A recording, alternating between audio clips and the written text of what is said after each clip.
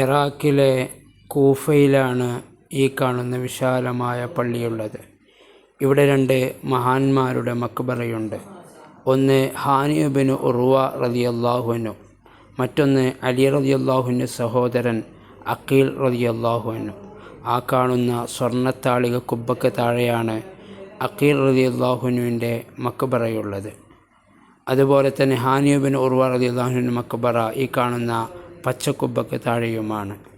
മാത്രമല്ല ഈ പള്ളിക്ക് മധ്യേ ധാരാളം പേർ വുളൂ ചെയ്യുന്നത് കാണാം. ഇവിടെ വെച്ചുകൊണ്ടാണ് മഹാനായ നൂഹ് നബി അലൈഹിസ്സലാമിൻ്റെ കാലഘട്ടത്തിൽ ജലപ്രളയം ഉണ്ടായത്. ഒരു അടുപ്പിൽ നിന്നാണ് ജലപ്രളയം തുടങ്ങിയത്.